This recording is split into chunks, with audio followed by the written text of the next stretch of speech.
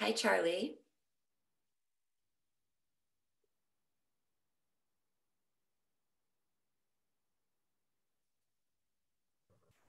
Good morning. How are you? There you are. How are you? Good. Yourself? How are things in North Canaan? Well, they're booming. We got testing going on today for the next 3 weeks. So Has that been busy? when we had them back in November, we had over close to 200 people Yeah, yeah. 2 times. I referred a friend to go because she had exposure, so she might go today. Yep. Yep. Yeah. I mean, it's everywhere. Yeah. Unfortunately, we had a little scare here in the town hall. We shut down for a couple of days, and but everything came out negative, so we were good. I feel like everybody's had that at some point. Yeah. Yeah. Yeah. Glad to hear everybody's good though. I said to the nurses that are coming out, I hope they have their willies on because it's snowing up here. The ground is covered. Yeah. I went out for a run and I was fine on my way out, but coming back home, I was like starting to slip and good thing I fitted in when I did. Yeah. So. Yeah, it's unexpected, but I have to say it's better than the gray we had for the past few days. That was just. It gets you depressing for January, for a little snow, It's the doldrums of winter, and usually we're allowed to go places. Yeah, unfortunately. Yeah. One of these days.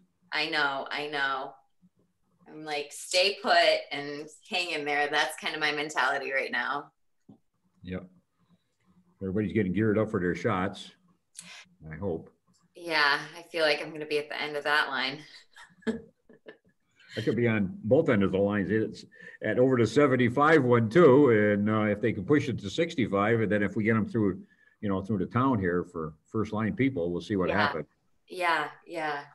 I've heard it's a little disorganized, but yeah.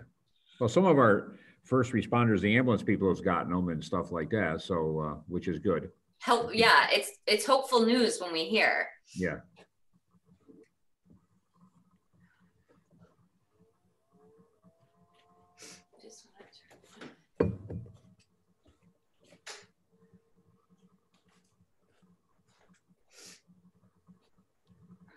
See, you got your hands full with all your other tasks you're doing. You're planning and affordable housing and all that. You're helping out, or? Yeah, it's never a dull moment. That's for sure. Now, on that is this that we got to have some kind of a plan. But I know we have housing here, already in place. Yeah. Are you were you a recipient of the grant for a plan, or are you in the process? No. Yeah. I mean, the state. We're not in the process. We don't have really the place even to put any. We have our Wangam Village, which is for that and everything. That's the only one we have. I think we're like within the 8% category or something like that. Yeah. I'll refer to the appeals list, but I do know state mandate now by 2022. So next June, all towns across Connecticut need that affordable housing plan. Okay, so I got to get motivated to get that then, a plan. We'll get you motivated if need be. All right, I appreciate that. Yeah, I mean, we're doing this first round. So 9 towns in the region have funding. Yes, I saw that. Yeah, so we're, working through, and the state finally put out guidelines in December. So we have something to work with. Well, that's good. Yeah. So I'll let you know how that whole process goes. Because I know my planning zoning, my zoning officer keeps asking me if we got a plan. I said, yeah, we're working on it. Yeah, your zoning officer that's from Massachusetts, right? Yes, he's from Great Barrington. Fantastic. Yeah, he seems to be doing well. He's got a background of an attorney, so he knows some of the language, and just getting his feet wet now on the regs and everything. And yeah. Connecticut's a little different. Let him know if you need. Yeah, let him know if he needs anything. Okay. Yeah, it's not easy stuff. Not always fun.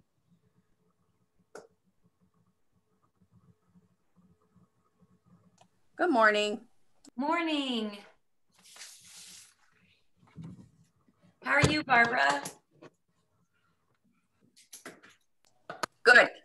Thank you. You guys, everybody good? Good. Yes.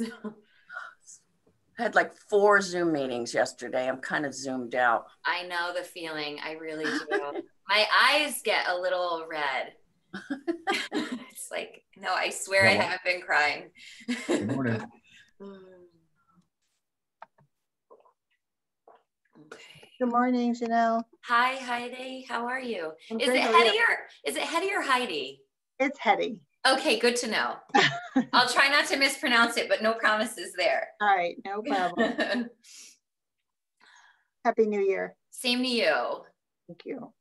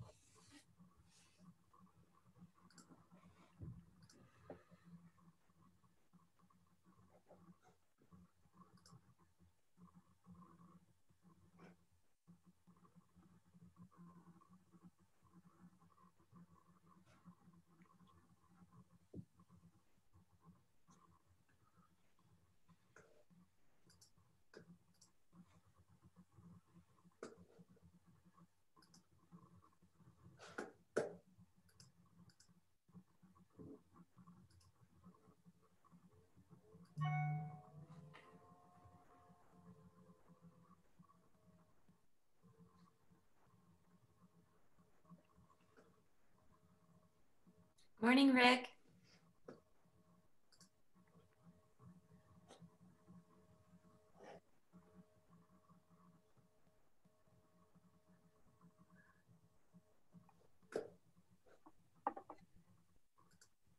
Good morning, everyone. Morning.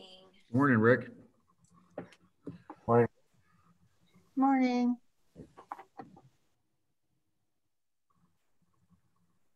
Hey, Rick, how's your back? Oh, much better. Thank you, Hetty. Appreciate your asking. But yeah, this was one of those sort of suffering for 3 days, not 2 weeks. So comparatively mild, but just thankful it only happens, once every couple of years or so. Good to hear. Yeah, I do believe it's from too much sitting. It's just crazy. Yeah.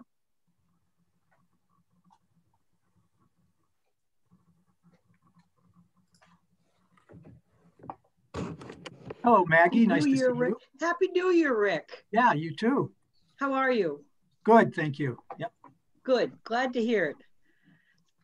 It's snowing like crazy here. Yeah, How same about here.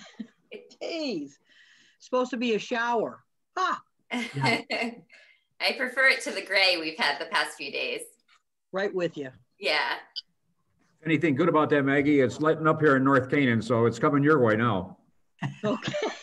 Oh, great. The road crew is out already. I'm trying to watch my overtime budget. Uh-oh. Gee. We haven't even had that much snow yet, have we? We've had a couple good clips. Yeah. Yep. Next week, I think, looks interesting. The end of next week. They say the polar vortex is on its way potentially. Awesome. Yeah. Awesome.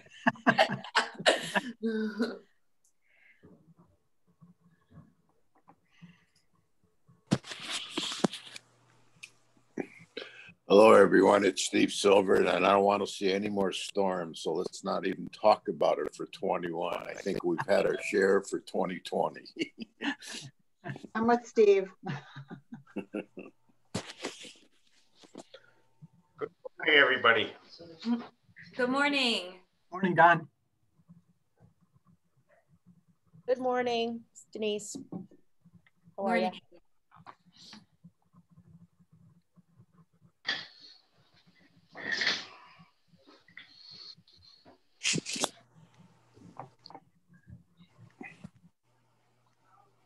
So let's let's see, yesterday was about 5 or 6 hours of Zoom. Today's only 4 hours. Not bad.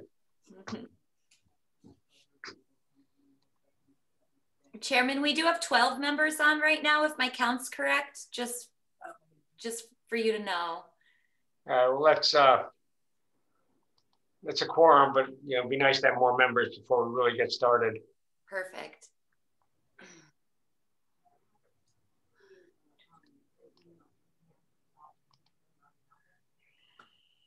Don, I thought the cost meeting was very good yesterday, but a 3-hour Zoom meeting is an awful long time to talk about anything, I think. So yesterday was the 3-hour cost meeting. It was John Field's hour and 15-minute call. It was the governor's call, which lasted about an hour. And then I do a emergency management call after the governor's call with our firefighters and town hall people, et cetera, et cetera. And I think I had and then Jocelyn had a Zoom call yesterday afternoon also. So I was literally on Zoom 6-7 hours yesterday, which you don't get much accomplished when you do that. And then it makes your head hurt. Yeah. I have over 200,000 minutes of Zoom. I said I committed this year to be on the treadmill that much. Forget the Zoom. I need a Zoom treadmill. At least the treadmill will be good for you. Right. No, if I could get the computer onto a treadmill and I could do both at the same time, I'd be very happy. I can put my iPad on my Nordic track, but I'm not sure that participating in a Zoom conversation while I was doing that would be very feasible. They do have to stand up. 2020 was filled with doom and Zoom. Yeah. Yeah. I have a great niece who's 7 years old who said she was turning into a Zoom zombie. Brian, how come we can't see you? Because I am going to have to fly off of this very quickly. I just didn't set myself up for video. Sorry. I know you have a very important topic to talk about. How long are you going to be with us? I have maybe 5 minutes, Don. Is that okay? All right. Well, then, Janelle, why don't we get started? Because I would like Brian to have a chance. So we'll call the meeting to order. We were told we have a quorum and opportunity for public comment. Mr. Mattiello is going to tell us all we ever needed to know about vaccines. Oh, boy. Yeah, right. All my years of studying medicine, right? Listen, thank you, and Happy New Year to everyone. You have more than one source of news, and I don't want to be a source of confusion. There is a chain of command. The Department of Public Health, the state of Connecticut certainly is taking the lead, but how things play out locally, I just want to make sure that you have the best information. When I look at the last week, the good news is that when possible, we're postured to accelerate the vaccination process possible. Sometimes that's a supply question. Sometimes it's about capacity of actually distribution and administration of the vaccine. But the good news here is that we are in a position, because we have had some success with the early stages here, to continue to press and move up some of these populations, most notably the 75 and older, although that may be subject to change and we may be putting our arms around even a bigger universe of people, perhaps 65 and older, as many of you have heard. I do, again, want to point out that good news. The challenging news always is how quickly do you operationalize this once you tell a population, and in particular with 75 and older, what you have is online options for registration and appointment necessary. This will present a challenge for some of them. All of you know, they either don't have internet service, don't even have a computer, just don't feel comfortable with that. So you always have to contemplate alternative options. As we stand here this morning, 10 o'clock on 1/14, for the greater Torrington area and surrounding towns, there really are 3 options. One is the state of Connecticut did stand up its vaccine administration management system online. That's sort of like a pre-registration process. I did visit it this morning. It is working, it's functioning. They did send out an email a short time ago, DPH, and said, we're going to be doing some changes to our portal. We'd like to direct people there more, more widely sometime after noon today. But I can tell you that it's up and functioning, this pre-registration process for 75 and older to sort of get in line. The Torrington Area Health District has a very similar interface as well. And you would go online, register with an email, you'd get a further notice from the CDC's system, and then you would choose a local clinic. The third option is Hartford Healthcare has been asked to be part of this process, vaccinating the general population. We're not just focused on our healthcare personnel and emergency personnel. And eventually we are going to set up a clinic in Torrington.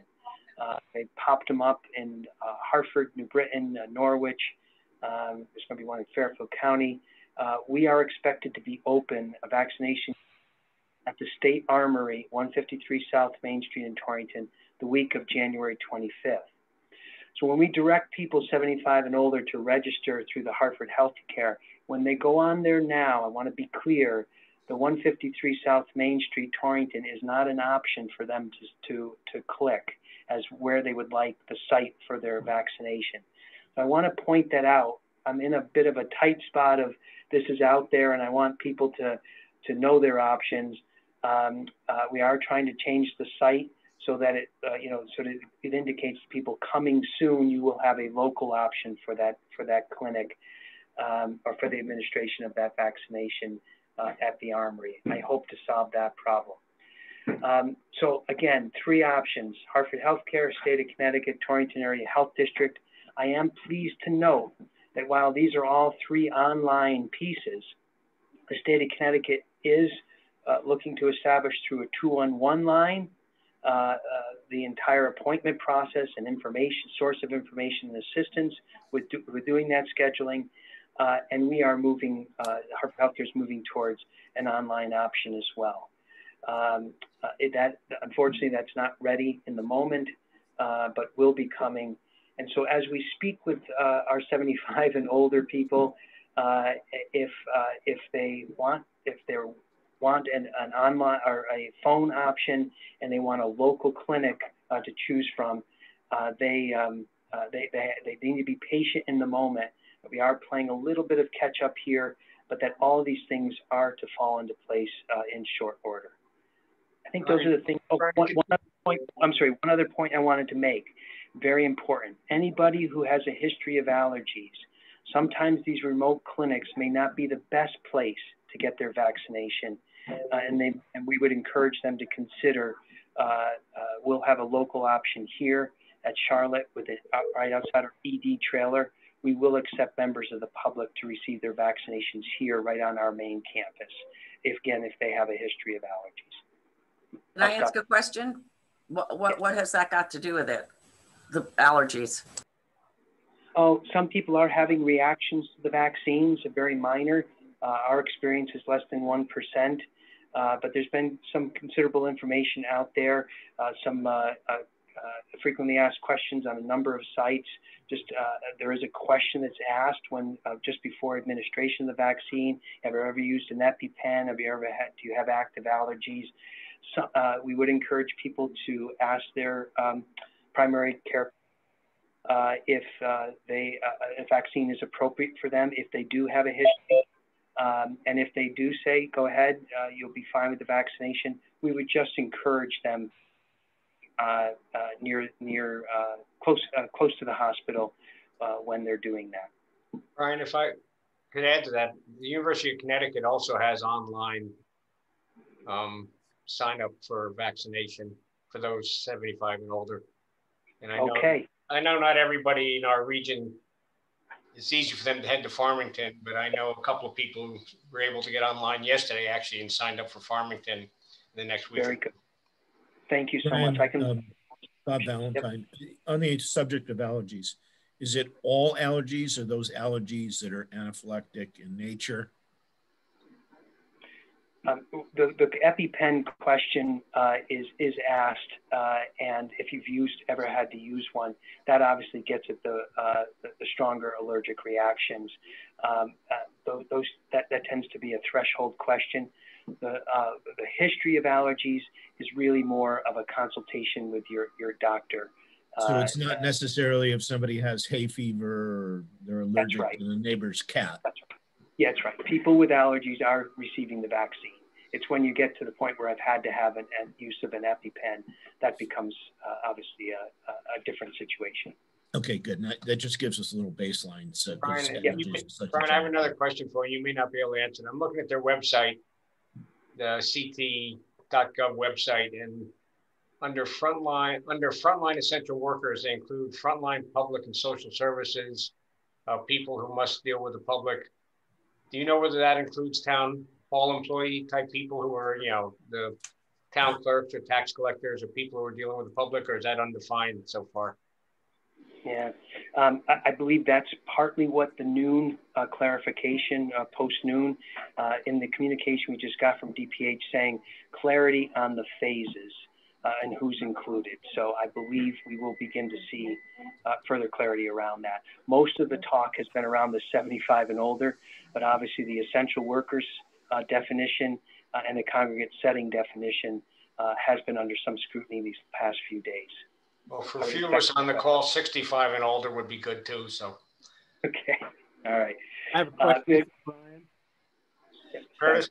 This is Curtis Rand.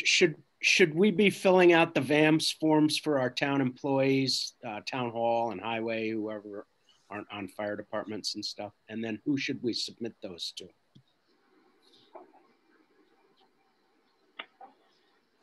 Yeah, so I'm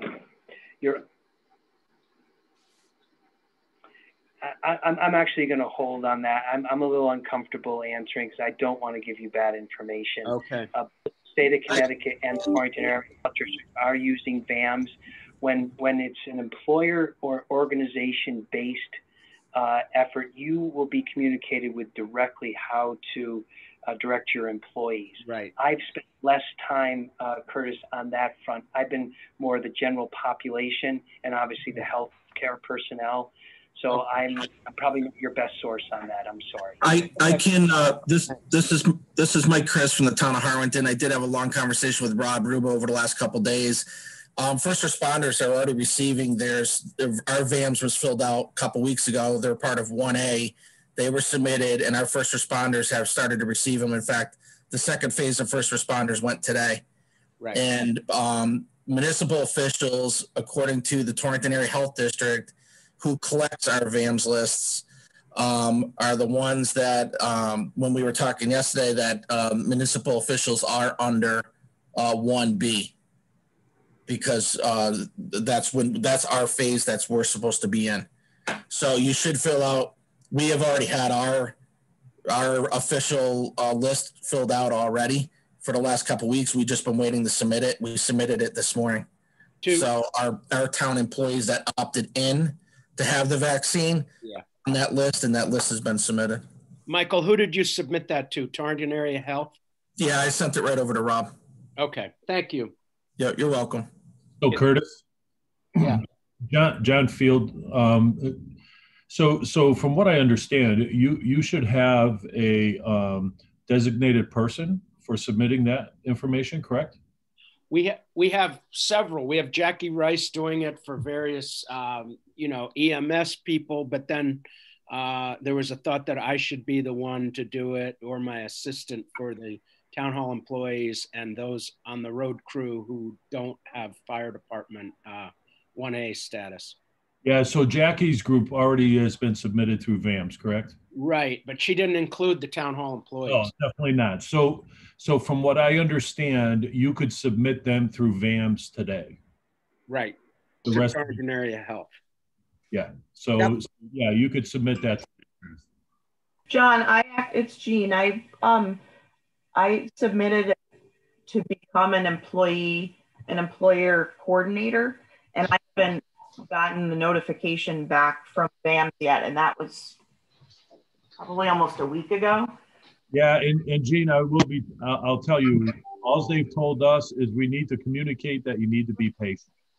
The van Right. system is overwhelmed. Yeah. And you just need to be patient. That's all. Can I ask a question? And John, we yesterday, I mean, I'm just about zoomed out. I think I was on 5 yesterday, but didn't they say that like maybe this afternoon they're going to roll out this 211 number to make appointments? Yeah. That people can call in, the elderly that don't have emails, etc.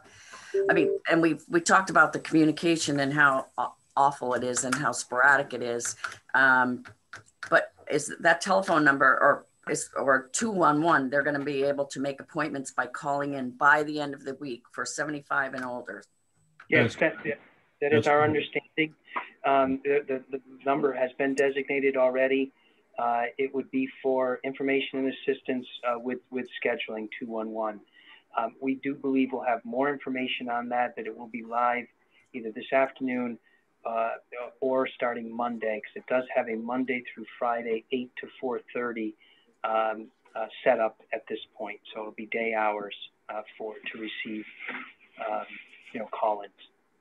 That is correct, Barb. And also they are working on other mechanisms, because we also know that 211 all the time is not the answer either. That can get a little bit cumbersome in trying to utilize their system too. So they're also working on other types of ways to make appointments especially for those folks that are 75 and older.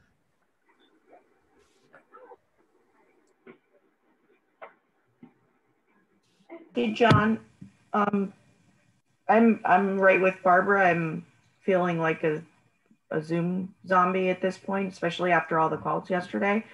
There was talk on both your call and the Gov call that municipal employees are actually moved past the 75 and older, and where the municipal employees are going to be in sort of a phase within a phase.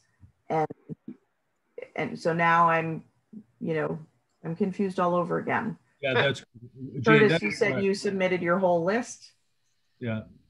So Gene, that is correct. Submitted, yeah. What they have to do is because of the number of they've identified what the number is. If they include 75 and older, they include all the essential employees or essential workers that you guys identified previously with their public health departments. And then they take into consideration now the 65 and older that are up for approval, and also those younger than 65 that have certain medical conditions. That comes out to over 1 million people that need to be vaccinated, approximately. So they only get 45 or 49,000 doses a week. So you can see why they have to spread these things out. So next week, they've been fortunate. They've been rewarded an additional 55,000 doses for the state of Connecticut. So they'll have 90,000 doses for next week only. Then it drops back to the 45 or 45, I think it's 45 or 49,000 a week that they get. So that's what they're talking about, Gene. They have to spread it out because they obviously can't do them all at once. First of all, they don't have the capacity to do that.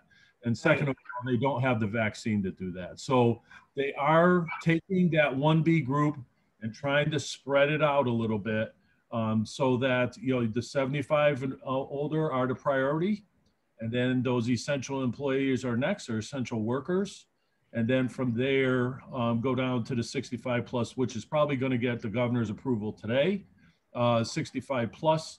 And then also those younger than 65 that have medical conditions, certain medical conditions. So you can see why they have to spread it out. It's going to be spread out.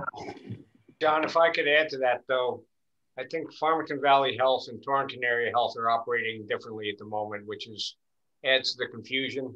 That's right, exactly. Because Farmington Valley Health is not accepting some of the things that Torrington Area Health is. But I think the other part of this is that people are getting vaccinated real time right now, over 75. They were able to log on yesterday and get appointments. And I also, I know that the commission was very clear, or very clear that it wasn't clear as to the town hall employees. So if Torrington Area Health is accepting town hall employees and Farmington Valley Health is not, that just adds to the confusion for everybody. But when you talk to 1 million people, what I heard yesterday was that of the people who were in nursing homes, about 80% opted in, but that the first line responders who were 30, 40, 50 years old, only about 50% opted in. So when they say there's 1 million people in that demographic, that's true. But the question is what percentage of that group will actually want to get vaccinated or not? And that'll help be expedited for the people who do want to get vaccinated sooner than later. So it's a very confusing situation to everybody. And, I heard, on your phone call yesterday, one story, then on the governor's phone call, I heard a totally different story. So. Yeah, absolutely. There is a tremendous amount of confusion. I will tell you the reason. There's a couple reasons why. Yeah, good job. There's a couple reasons why the, each of the health districts do it a little differently. So I think Brian mentioned defining what essential workers are. They need to clearly define what that means, because who's going to be included in that group. And we've talked about this even in the 1A category, when they said first responders, what did that mean? And we ran into all sorts of confusion. So that's one thing that causes some of the confusion, and because each health district now is dependent upon to define those categories themselves, which makes it very, very difficult. And of course, each one's going to define it or interpret it a little bit differently. So that's why you get the difference in who's getting inoculated and who isn't. The second thing is these local health departments, and I don't know, are they on? I don't know if Rob's on or not. I'm sorry, I'm probably taking under. I don't see him. These local health departments have been told in the hospitals, even Brian will probably vouch for this, they've been told they do not want to waste any vaccine.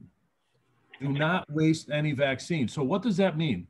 That means when they have a vial of vaccine open and they don't have appointments to finish up that vaccine, what do? They fill the slots with other people.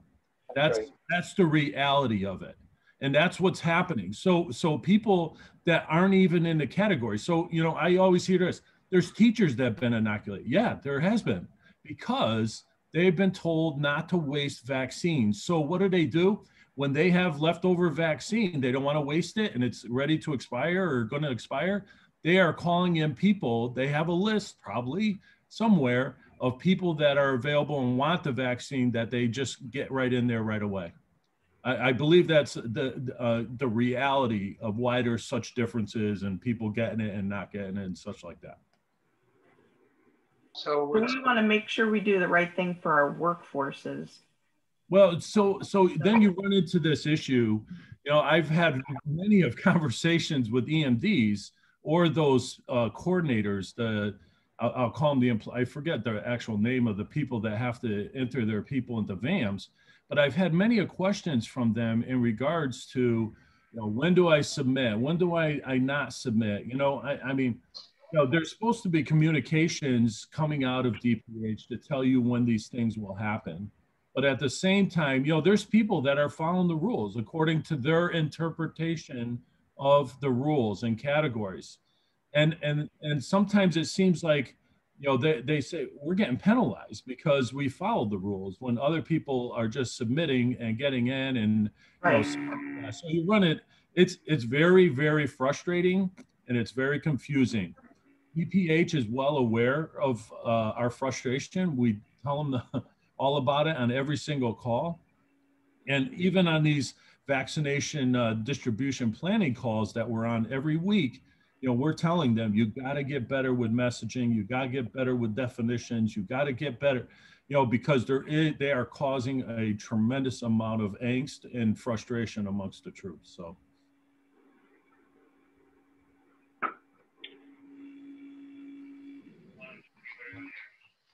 Don and Rick, I thank you for your time. I'm going to have to sign off. I want to be a resource to you. Be glad to answer questions that I have the answers to, and I will direct where I don't. and I am teaming with the Torrington Area Health District every step of the way, and with a number of colleagues here at the hospital, and we'll be the best servants to you we can be as this unfolds. Ryan, we appreciate your time, and okay. I know in talking to the local health district and people like you, I'm sure the stress level is out of control based on all the confusion and all the frustration and all the fear factor that's in there. So we do appreciate you participating this morning. All right, very good. Thank you. Is there any, before we go on to Joe DeLong, is there any other discussion on the vaccination we want to have, or have we killed that subject for now? No pun intended.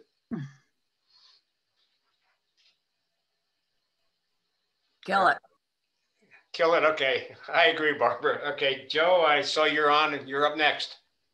Oh, thank you, Don. Good morning, everyone. I wanted to start off a couple things. One, I'm coming to you from my home today as opposed to the office where I intended to do this, because I woke up this morning and realized I didn't have any water, and went downstairs and realized that the emergency water sensor had shut it off because I sprung a leak. So I'm here at the house waiting on plumbers and some others to come over. So I apologize for that. But I wanted to say that, you know, first off, I really appreciate Rick reaching out to me and the opportunity to speak to this group.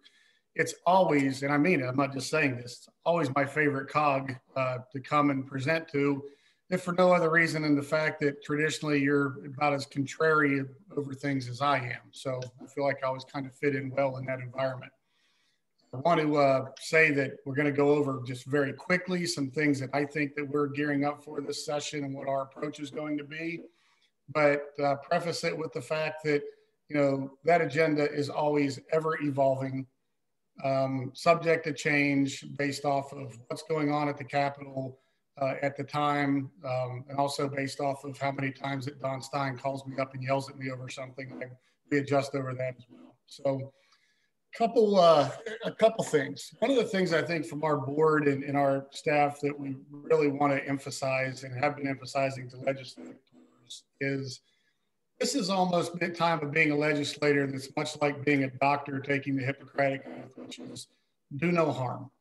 We are in incredibly uncertain times, as all of you know, fiscally and otherwise. And one of the biggest concerns that we have going into the session is that there will be well-meaning, well-intended proposals intended to help people that ultimately will do nothing more than to push unsustainable, uncontrollable cost down onto local governments. And we see that a little bit every session, but we're particularly concerned and have our defenses up that that does not happen this session, that people understand that just because something is well-intended for a specific group, that it actually has to work for everybody. And this is not a time to do things that are going to cause municipalities to either A, increase property taxes, B, cut very vital services. So that's kind of the starting point before we go anywhere else with anything else, is that issue that it's very important that we get through this session without General Assembly doing things perhaps unintendedly to perpetuate increased pain at the local level. I made a quick down and dirty of just some notes here. Obviously, we kind of hit a little bit on the mandates, you know, working to make sure we don't have new mandates, to try to get some crazy mandates off the books, many of which we've advocated for years, or getting some movement on some of those things. We even made a little bit of progress on the MBR a couple years ago after enough screaming and fussing. So I think we're going to continue to really work hard in that direction. We're going to work closely, as we have been with COST and ACIR, to go over all of these executive orders and look at which executive orders perhaps create an opportunity that our towns would like to see codified into statute permanently.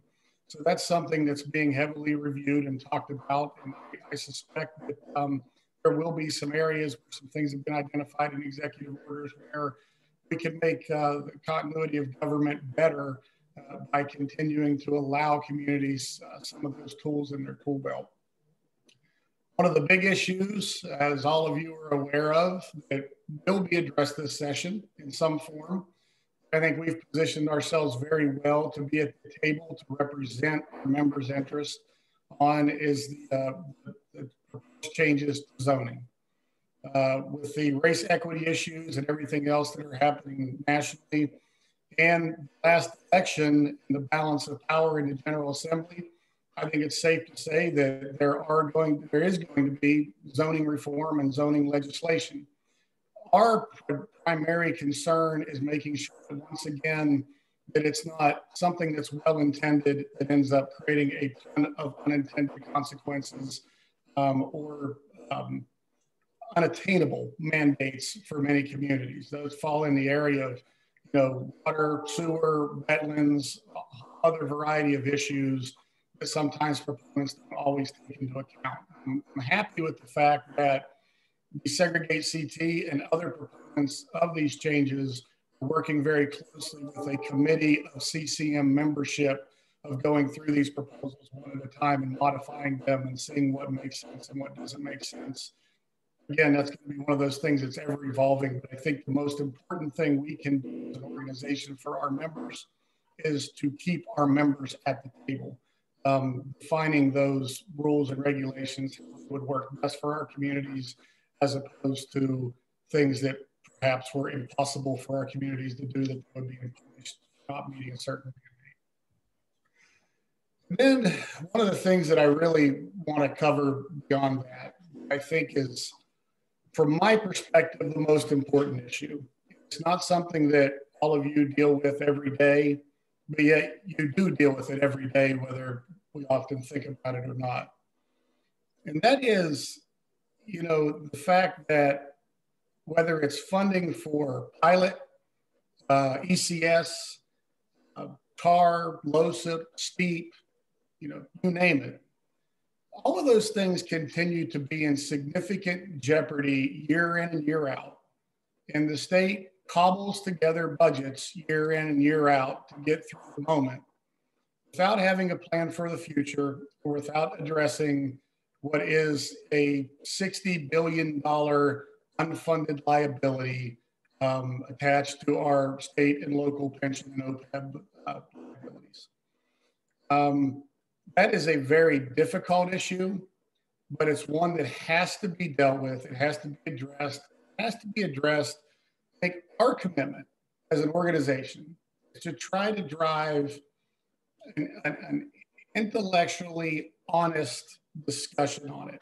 There is so much intellectual dishonesty around that issue. You really have, from my perspective, you have three camps. You have a conservative camp that says it all needs to be fixed reforms and labor givebacks and all of those types of things, which you look at the math is not possible. It's simple, whether it should be or shouldn't, it's not possible. You have another camp that says we can fix all of these problems through progressive taxation. If we just increase our income tax to the level on rich people, making $1 million or more as a family or 500,000 or more as an individual, that we'll be more competitive and that will put the state where it needs to be and we'll solve these issues. That is also intellectually dishonest. You cannot tax your way out of a $60 billion funded liability problem. And then you have the third camp who wants you to forget the problem even exists. Listen to last Thursday, the idea of Connecticut has wind at our backs, I think was the statement that was used. We don't have to make any really, I'm paraphrasing this part, we don't have to make any really difficult decisions this session because we have the wind at our backs and we've done so much to position ourselves to come out of this pandemic in a positive way. That is also intellectually dishonest. We have opportunities, but we have significant challenges. And in order to grow our economy, stabilize local aid, stabilize property taxes, attract businesses, stabilize pensions for current and future retirees, that issue has to be dealt with and has to be addressed. So as we work on this next report that will be coming out with the blessing of the membership within the next couple of months, hopefully, there's a lot of focus on, again, how to fund local government, revenue diversification. There's a lot of focus on how to deliver services, engaging the COGs and tearing down some barriers for towns to do certain things to work together. All that's very important, but none of it really will move the state forward without that third component of it, which is addressing the unfunded liabilities. So if nothing else, we're going to beat the drum on that issue quite a bit.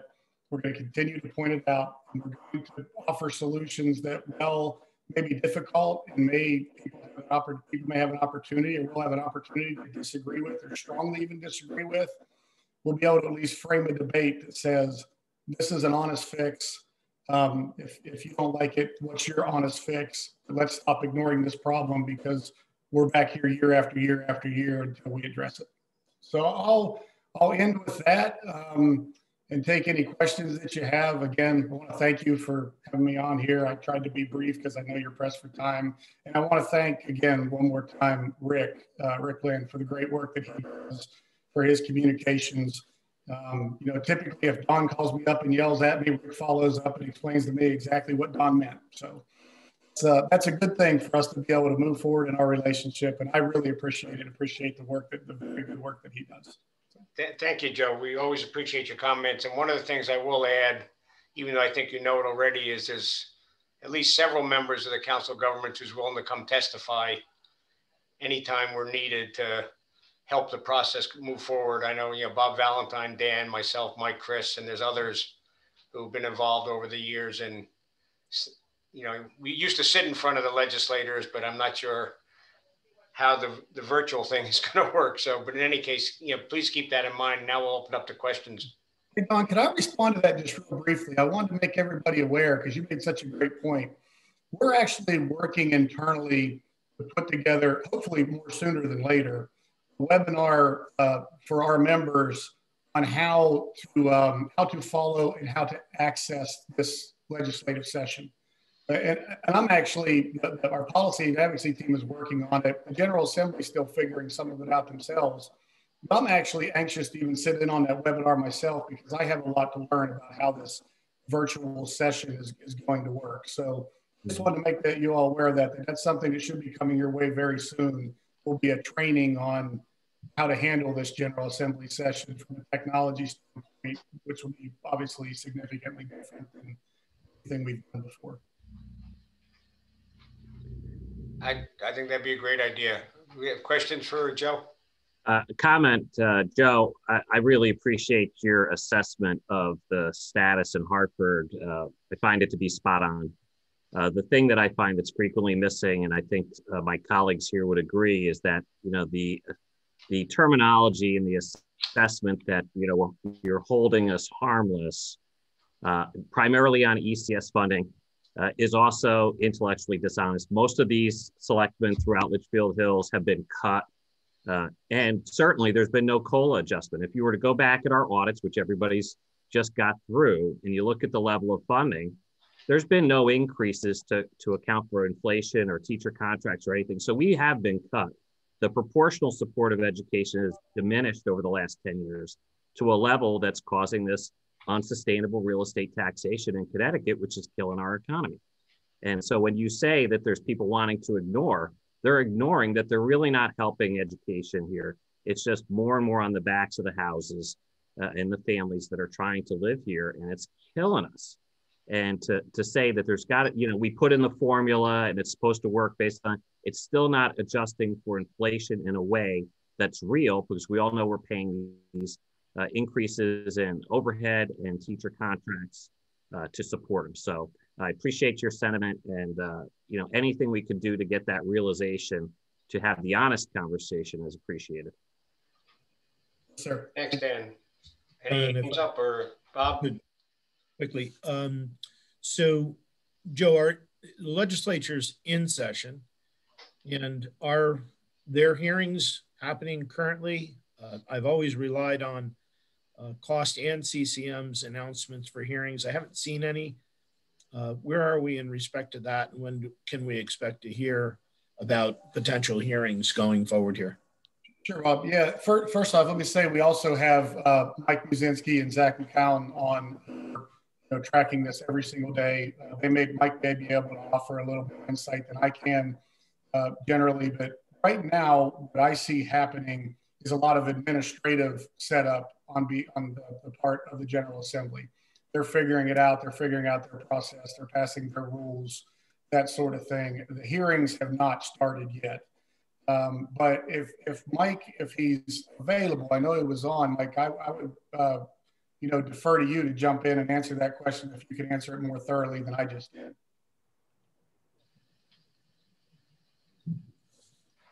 I don't, is Mike still on? He was, I put him on the spot. Mike was on, maybe he was just trying to unmute himself. Yeah, but I don't see his name now, so. Maybe he had to leave. Don, if I could, it's Mike Chris. I'd just like to say a couple things. I promise I'll make it quick. Impossible. Listen, I just want to say to the entire COG, our entire council, is that it is critical, whether you like watching the legislative session or paying attention to all the bills or not, it is critical that we all stay on top of all of these issues going forward and work with CCM and cost as we navigate through all of this nonsense that we've been dealing with.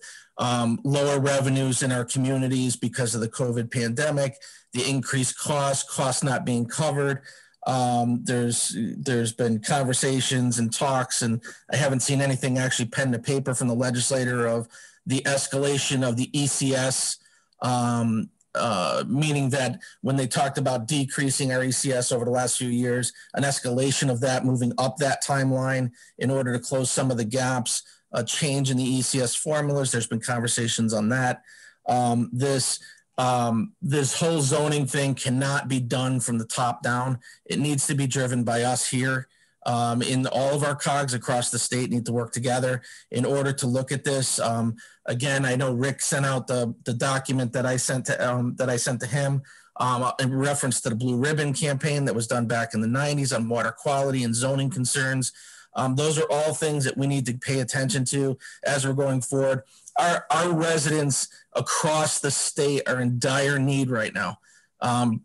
Property taxes are climbing because we cannot, we don't have the revenue coming in. We do not have the support from the state coming in. It's been disintegrating over the years. We need to continue to make that push. We need to continue to work together and stand strong, not only with CCM and cost, but with each other. We need to stand shoulder to shoulder. Our residents are counting on us, and we need to continue that strength right now. And I just want to let you know that, Joe, as you know, I'm always available for CCM. I'm always available for cost. I'm here to help. I'm here to do research. I'm here to do whatever you need. And I'm here for my COG colleague. Anything that I can do, anything you need, any questions, feel free to reach out to me. I'm always very passionate about the legislative session, but I'm a little more passionate even this year because it is critical. We are at a tipping point right now where the Connecticut economy is on the brink, and one wrong move and it could really devastate our community and our landscape the way we look at it across the state of Connecticut. So I want to encourage all of you to keep strong, work together, and let's stand strong together on this and continue to make sure that we're making the right decisions and we're giving the right information and campaigning for each other and not just for ourselves as well. So that was your definition of brief? Yeah. If it was under 5 minutes, Don. That's true. I had two more questions for Joe, and then see if other people. The executive orders, I know you keep very close track of those. The budget process this year is something that, we are getting very close to budget season, whether we're going to be allowed to do it the way we did last year, whether we have to hold hybrid meetings or some sort of public meetings. We have to make our choice. I know Bob Valentine did a great job of setting up for hybrid meetings, but we have not as a small town. So I think how the budget process is going to work this year, or what's allowable in terms of boards of finance and boards of selectmen, that's something we want to pay very close attention to. And then also, again, I'll use Bob as an example. We have a couple of boards where we have to elect people at town meetings. We did not hold a town meeting last year for anything but the budget process. So whether we can do that via Zoom or whether it has to be a hybrid meeting or not, that's something I'm very interested in. So if you could keep track of those kinds of things and keep us aware of any changes or what the status of town meeting, budget process, budget meetings, et cetera is, that would be very valuable, I know, to me, and I'm sure to all of the small towns. We are deeply involved in that right now with, you know, the three attorneys that we honored at our convention, the three municipal attorneys, as well as the attorney and Claire Coleman, have been doing a lot of work trying to figure that out and really have it figured out. The challenge right now is, and this will resolve itself, the challenge right now is there's a little bit of a turf war going on behind the scenes with the General Assembly saying, we're not going to extend the governor's executive powers. We're going to take the power back ourselves. The governor being cautious of doing anything until that gets worked out. My concern is, yes, I believe that sometimes that unchecked power is not a good thing, but in a pandemic, decisions have to be made. They have to be made oftentimes on the fly, and they have to be made, you know, with input from the affected parties. The General Assembly, wanting to pull back some of these powers, want to debate what are more simple decisions that need to be made now and perhaps implement them 4 months or 5 months past when they're needed. So trying to work through that right now. We're trying to communicate with the governor's office to see where they are. There are a lot of discussions. I will keep you updated. Right now, again, we're more held up by a turf war than we are by anything else at this point. Are there other folks with questions for Joe? Don, I noticed that Mike Mazinski is on. If we give Mike a second. Mike, you have? I am. All right, you were there and then you disappeared briefly. You have anything you want to add about the legislator? And I also see Maria Horn is on, so we may put her on the spot too, but I don't know if there's any other legislators but Maria. But Mike. No, I apologize for having to jump off. Actually, I just had a meeting with the education chairs in the legislature to discuss our proposals. So I missed most of what Joe had mentioned, but if there's any questions. All I said, Mike, was that you were in charge of everything. So. And you're going to get a big pay raise too. Yeah. But no, I think the question for you was the mechanics of how the session's going to work and. When are we going to see hearings? Yeah, and testify, when are we going to see hearings? So likely we're going to start to see hearings probably in the next month or so. The proposed bill deadline for individual legislators to propose bills, I believe, is February 7th. There's also going to be committees. And they've been kind of trickling out. They have not been coming out in a big wave of fury. So I would assume in the next couple of weeks, we might hear some rumblings as far as some public hearings, especially the committees that have earlier deadlines to report out bills. Everything will be done via Zoom, via a lottery system. All the committees have a very uniform process based on my understanding as far as how they're going to be conducting their public hearings. I still do believe that there's going to be that hour at the beginning for state and local officials to present testimony. As staff, we're trying to work as far as process to better coordinate with all of you to ensure that if you are interested in testifying, that you have that opportunity. Also, seeing about the ability to pre-record testimony. So if you're interested in testifying, but are unable to make the time allocated, that we can record your testimony in advance, and then during the public hearing, simply play it and then be able to respond to questions. Certainly that might be a fallback and not the primary focus. The primary objective would be to be there in person, especially to answer those questions. But we're trying to develop a list of proposals and objectives for this upcoming session, especially in regards to the committee process. You know, I think the best thing you could do is keep Mike Chris in the loop, since he's chair of our legislative committee. And among the activists we have, he may be the most activist. So if you keep him in the loop, he'll get the rest of us involved as needed. Yep, I certainly keep in touch with Mike, and he is not shy as far as reaching out to me. Maria, do you have anything you want to add to the legislative session? Since, like I said, I think you're maybe the only legislator on the meeting. Hi. Sorry about that, everyone. Hold on. I'm going to ask you to. I'm going to call you back. Okay. Okay. Thanks. Yep. Sorry, I'm having. In addition to the multiple screens we're all enduring, I'm also having technical problems. And in light of the fact that we have a session this afternoon, I was trying to get them resolved. So I heard my name invoked as I'm kneeling on my floor, unplugging the various cables on my machine. And I did hear you discussing the sort of basic processes for the term ahead, but is there a particular question you were directing my way? Just whether you wanted to add anything to the discussion on the legislative session. I know you're pushing the broadband, the One Touch Make Ready initiative, that sort of thing. But if there's anything you feel that the COG should be aware of, I was just going to put you on the spot for a minute. Yeah, okay. Great. Well, particularly on connectivity, and excuse me if you've already discussed this, but the governor did make a proposal yesterday on sort of universal broadband and ensuring access, including, making sure that the incumbents fulfill the promise of 100% connection.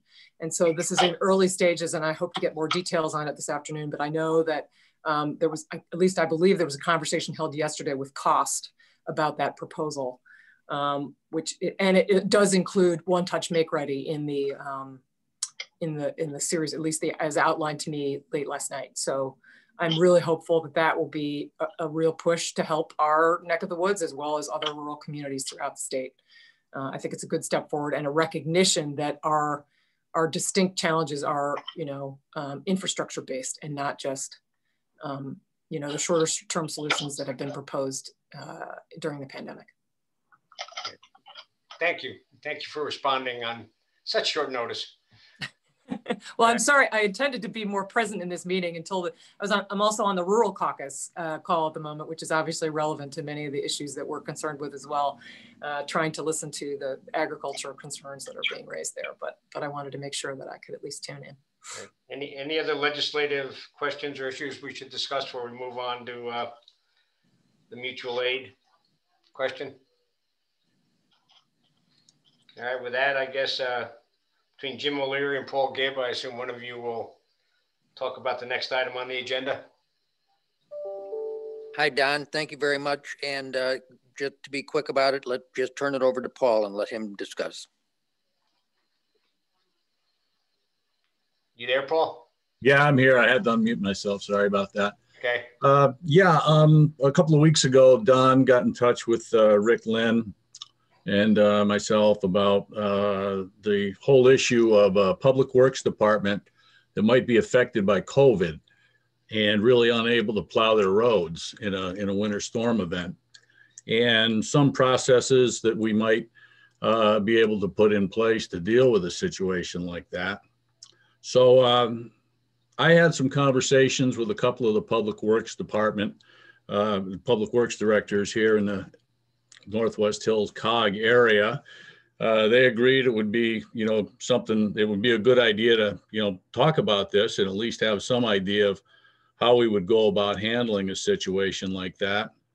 They were a little concerned that there, in a winter storm event, there's might not be an ability to provide mutual aid to a neighbor because, we're all kind of dealing with the same storm.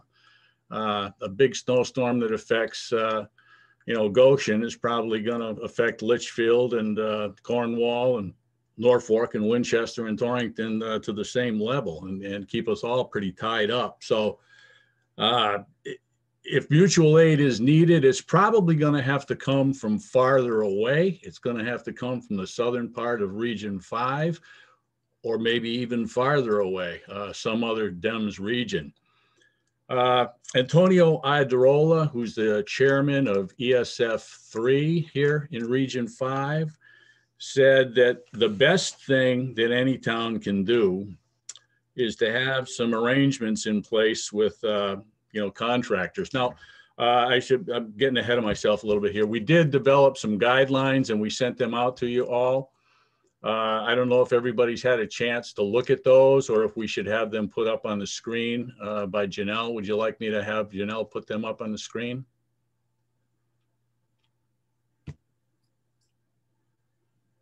Janelle? Yep, sure thing. Yeah, why don't you put those up? How's that? These are the guidelines that are we have in draft form right now that we're considering sending out to the CEOs, the public works directors, and the emergency management directors. These are ideas that we've gotten from public works directors, a few of them here in the Northwest Hills area. Some of these ideas come from something called the Connecticut Transportation Institute, the T2 Center, I guess it's called, as part of the University of Connecticut. And some of them are other ideas from towns outside the Northwest Hills COG area. But Antonio Iadarola, as I was saying, had said that the best thing that he's seen is that towns should have arrangements in place with contractors, multiple contractors if possible, to come in and back up your crews if it is needed. This is his primary recommendation on how best to deal with this. I don't know how many towns have these sorts of arrangements in place, but if you don't, it might be a good idea to have some conversations with some local contractors to see to what extent they might be able to help out in an emergency where your people were affected by COVID. The rest of this, like item number 2 and 3, these are some operational considerations about how you might best deploy mutual aid crews when they do come to town. Remember, they're not familiar with the roads. And if they're plowing, particularly if they're plowing at night, it can be difficult for a mutual aid crew to stay on the road. Garrett Harlow up in Goshen told me about a situation where he had a guy with a plow literally out in a farmer's field somewhere because he lost track of where the road was.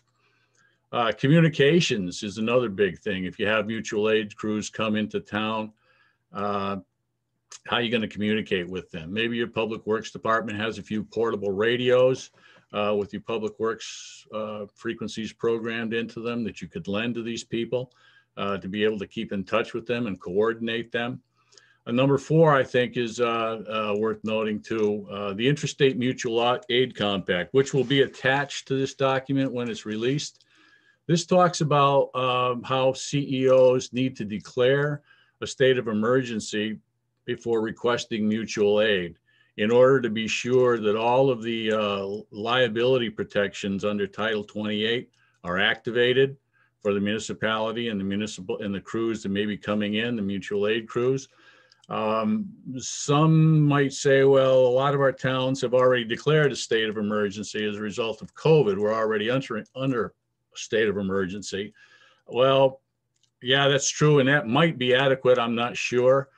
But I would recommend declaring a state of emergency for a snow event, a winter storm event, should we have one and should you need mutual aid, just to be sure you're covered. Also, there were some towns, I think, that did not declare a state of emergency as a result of COVID, so they may not have that state of emergency in place right now.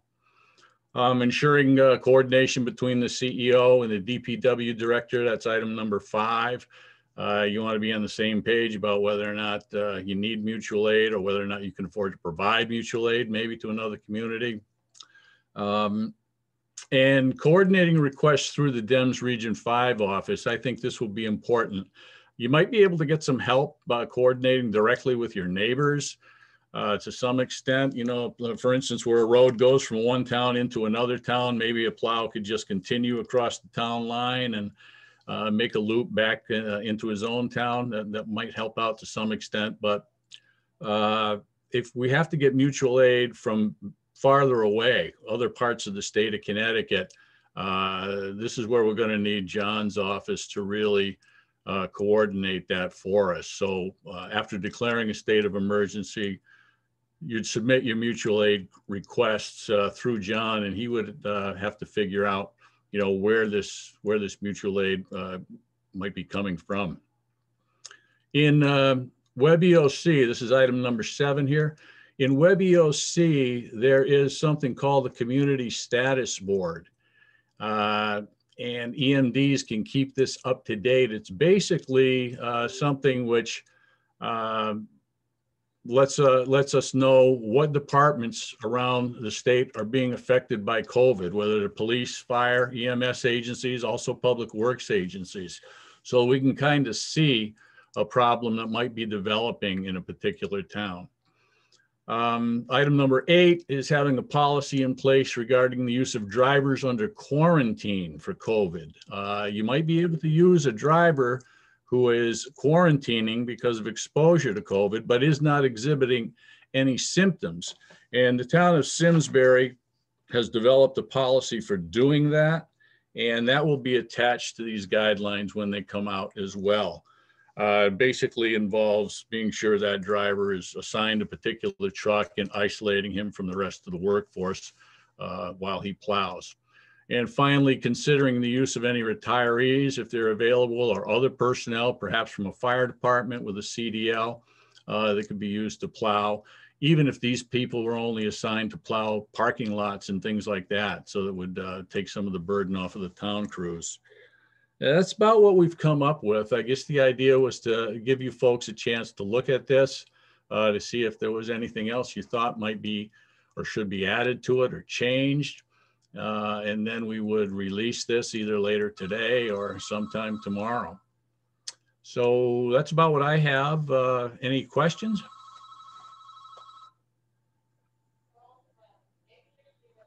All right, thank you. I was muted, Paul, sorry. Do you want to mention the policy that Simsbury put in place that might be of interest to people also? Yeah, I don't know, Janelle, if you can pop that up. Yeah, one quick second.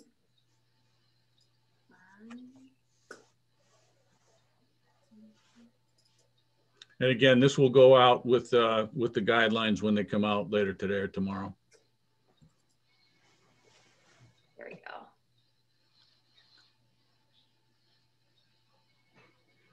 All right, under here where it says procedure for work during quarantine is, drivers will be assigned a vehicle for the entire winter season. In the event they are called into work while out on quarantine, they would be asked about any symptoms and required to perform a temperature check. I guess the implication there is if they're symptomatic, they're not going to be allowed to work. Assuming they do not have any symptoms, they will report to their assigned vehicle, which will be parked outside or in an open bay garage facility. All bay doors will be open to allow for additional airflow. Once inside the plow truck, the driver will not leave the truck other than to pick up food and drinks and use the restroom. Driver will be encouraged to bring their own food and drinks, but in the event that they need something, food and drinks will be provided to the driver in a bag that will be placed outside on a table. After the driver removes the bagged food, the area will be decontaminated with spray disinfectant. And any drivers will be assigned their own, under quarantine, will be assigned their own bathroom facility. This could be a porta-john located in a remote bay of the facility near the door. And drivers will be able to open the door via remote. I don't know how they're going to do that, but and then use the porta-john and return to their truck. And this is a procedure developed by the town of Simsbury Public Works. And I guess they've sent it to the Farmington Valley Health District to look over and approve. So that's a one way where you could potentially, get some of your workforce back, even though they were under quarantine, if they are asymptomatic. Thank you, John. Paul. Any questions on this subject? Yeah, I don't know if Jim, you have anything you want to add to it, or John? Yeah, I don't have anything, Paul. Right. I'll just add. Paul has been working with Antonio on this, and this has also been a statewide effort in regards to the other regions, and there's a lot of work on this because there was concern that regarding the performance of our public works people during this COVID event. So kudos to Jim and Paul and Antonio for working on this, and I think they've come up with a pretty good set of guidelines and suggestions for everyone. Yeah, as always, Paul, I appreciate the work you do for us. It's always thorough pleasure. and complete. It's always thorough and complete. Well, my pleasure. Thank you very much, Don. I just have one quick question. Are there any towns in our COG that have implemented this? Not that I'm aware of at this point, no. Yeah, this is Bob Geiger. We've been doing this. Okay. All right. I may catch up with you after. We had a couple hurdles to questions, so thank you for that. it's not uncommon for towns to have arrangements with retired drivers or local contractors. Really, how you handle the COVID is, really questionable whether you want to bring that into your environment or not, or whether you can get a sub, a contractor that has a CDL to cover you and not take the risk of bringing that into your environment. But we've had longstanding relationships for backup driving and, front loading for clearing snow and things like that for several years. It works well. Yeah, and like a lot of towns, we use seasonal people all the time because we don't have a sufficient large road crew to handle our roads when there is a storm. So, okay, next up would be John Field and Marty Connor talking about long-term recovery. Good morning, everyone. I've said way too much already, but there's a lot of stuff going on from Demis's perspective. As you've heard already, much focus on the vaccination distribution and trying to interpret everything that comes out from them. And it, unfortunately, it changes by the minute. And we continue to try to work with everyone to make sure they understand when they're supposed to do what and all sorts of stuff. So one thing that wasn't talked about as far as vaccination, well, a couple things. The first thing is they are also looking at training licensed medical professionals to assist with vaccine distribution. So something just came out this morning from DPH regarding that, and how some of those licensed medical professionals can register to assist with the vaccination distribution. So who does that include? It could include some of your medical first responders, licensed medical first responders, paramedics, EMTs and such, to assist with some of the distribution.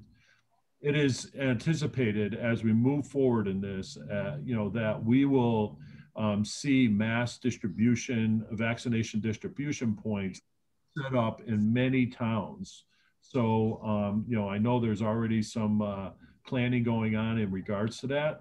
What we have also worked very hard to do is, and this goes for testing and vaccine, is to assure that any of these vendors or whoever's setting up these sites for testing and for vaccination, make sure they contact the municipality to assure that they're aware of what's being set up. It is so important. We've already run into some issues where they're not doing that. So we are really stressing to DPH and the governor's office that they need to make sure that whoever's setting these sites up contacts the municipality so that they can work and plan it out with the municipality. So just rest assured, we're trying to push that through. Does that mean it's going to happen? Who knows? But so there's that going on. There's still a tremendous amount of testing being done. I don't foresee the testing will stop anytime soon. Even with the vaccination, some people think that the vaccination is going to be the savior for all this. Obviously, it's not. So we're going to continue to do a tremendous amount of testing, and we are aware of there's new variants that are in the state of Connecticut that you've probably heard through news media. So they are monitoring that very closely to assure that they keep track of that also. It sounds like the vaccination is very effective on that. The big thing with the new variant is it's much more contagious. So if you do come in contact with someone that has the new variant, more than likely you will be testing positive and come down with COVID also. So I won't spend much more time. Good news. The president has signed off on Tropical Storm Isaias, in regards to the disaster declaration. So we're in the process of working with our public assistance unit, and we will be scheduling what's called the PA apps, which you guys are all familiar with. And we will be sending out information in regards to when those will happen so that we can get as many people as possible. Obviously, this is a little different because, first of all, it's all going to be done virtually. And then also we have an open portal. Everybody has signed up for the portal under FEMA PA already. How we work this into that portal, but they're working on doing that and making that all known when we do the application brief. So be prepared. And I know most of the towns have already done this. You know, have your information ready in regard to Tropical Storm ICS, because we'll be moving forward on that. We continue to address resource requests. I will tell you, PPE seems to be coming up quite a bit again. We continue to try to, get whoever needs the PPE to purchase it themselves by providing them some of the state vendors. But I will tell you, gloves and other items are becoming very hard to get. So even the state vendors are not able to provide some of that. So just understand that, especially, as we move forward with additional testing, more vaccine, that, the need for PPE is going to be greater. And so for us to get it becomes a little more challenging. We'll work our best to do it. But again, it becomes challenging. Food insecurities, the phase 5, currently, we have the Salvation Army Food Box Program that still continues, DoorDash, et cetera. Our CRC continues, Community Resource Coordinator continues to work in the region and assuring those folks that are isolated or quarantined to their home have the resources they need, which includes food, and that's one of them. So also under the new stimulus package that's been approved by the federal government, there is a phase 5 farms to family food program that will be starting at some point in the real near future. So more information to follow on that, on how that's going to work. We have not been given any information on how that's going to happen, but hopefully we're going to use, we're trying to push to assure that our nonprofits will be utilized again to make sure those distributions happen to your local pantries. So we'll be doing that.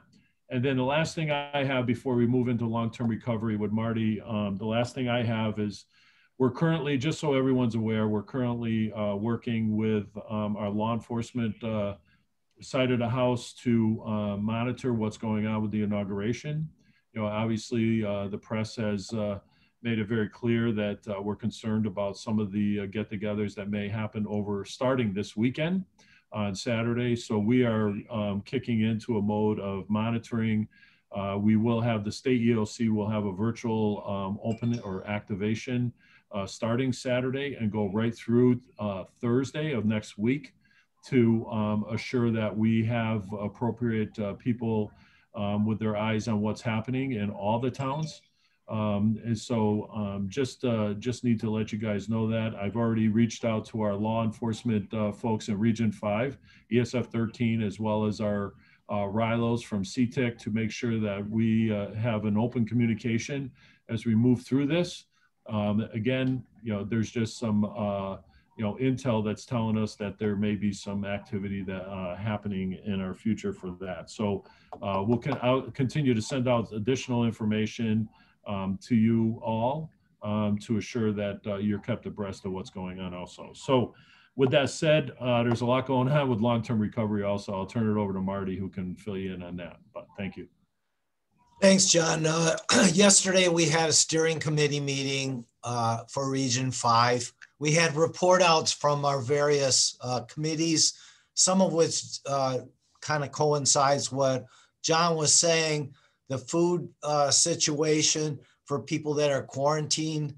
We have our CRC person that's working pretty hard to try and come up to take care of food and pharmacy problems with people that are quarantined.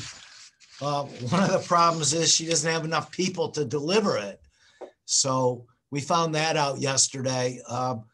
John talked about PPE. We found out that some of our groups are having trouble with PPE, particularly those nonprofits, in spending the money on PPE, that they really don't have. So we heard a lot of those needs. Also, Dr. Kitching from our education committee was pretty clear that the connectivity situation in our region is a real problem. A lot of us know that already. And certainly, the whole education situation has brought that up, as well as the massive relocation of New Yorkers to the Northwest corner trying to work from home. So we know that continues to be a situation. We have the unmet needs form is out. We still are working on how the process is going to work. Kudos again to Paul, who's been helping us big time with that, and Janelle. Basically, as far as the administration is going to go, we're going to be depending a lot on the COGs in our region to work with these unmet need forms. And of course, they have no money to do that. So we're hoping that they've put together another grant proposal to get some money to help out with that. But meanwhile, who can make these unmet needs submissions? You folks can make these, can fill out the form. Your emergency management directors, if you have, and hopefully you all have a municipal recovery committee or at least a coordinator, they can fill out the form and escalate it, which basically will go to the COG. And then from the COG, it'll go to our steering committee. And if we push it up, it'll go up to the state.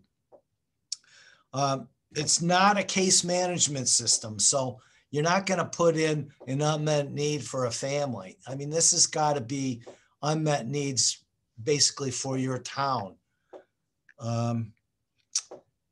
I guess that at this point, we'll be sending you all instructions on how we plan on trying to make this thing work. So stay tuned. I guess I can answer any questions, or John, perhaps if I miss something, you can chime in, or Janelle or Paul. Are there questions for either Marty or John? I'll ask one. It's Barbara. So give me an example of an unmet need then.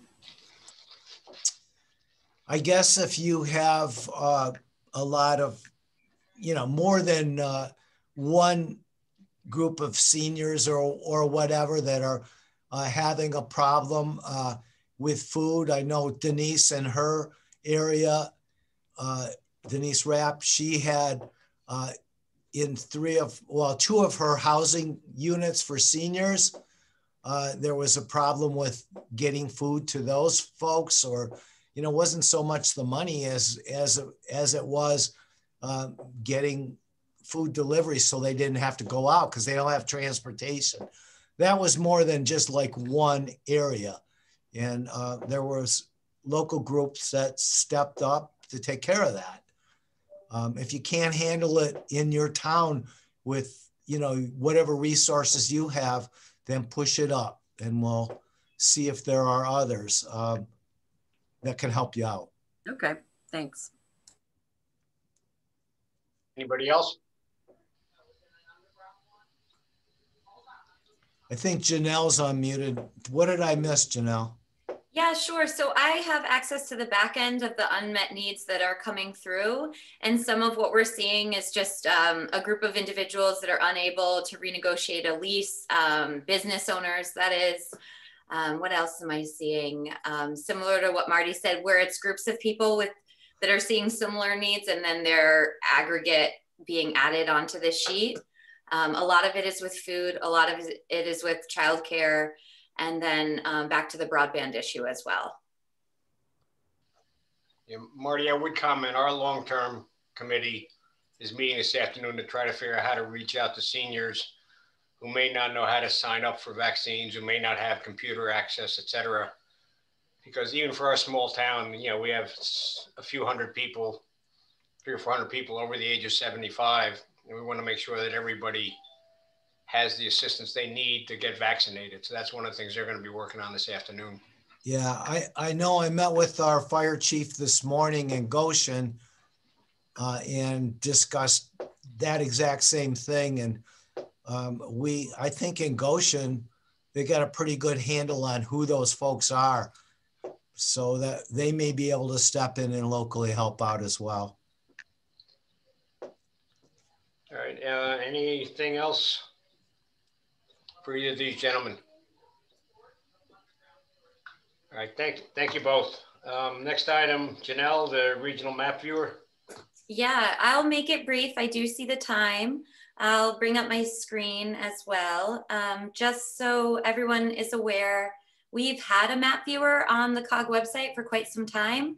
It's recently been updated. What I've done is taken our parcel information that was developed by New England Geo and made it available through our regional map viewer.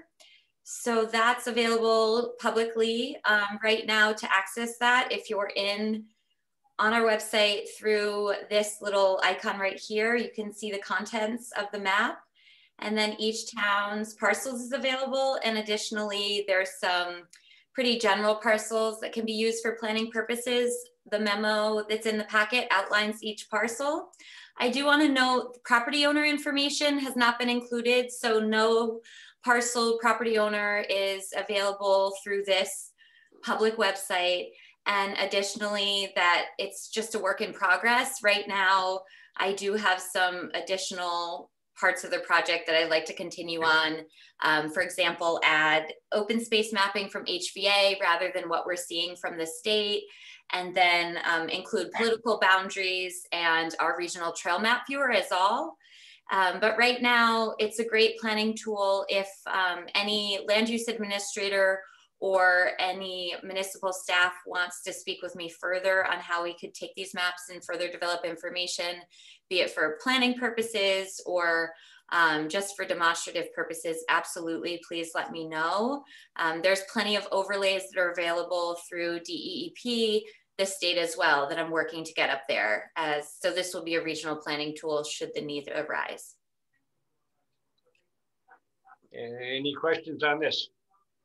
Great. Janelle, how did the merges go from the muni maps from town to town? Did you see a lot of areas where they didn't mesh, or did they mesh well? What was your take on that? Yeah, so luckily we had expertise of New England Geo helping out with a lot of the geometry and making sure that they aligned.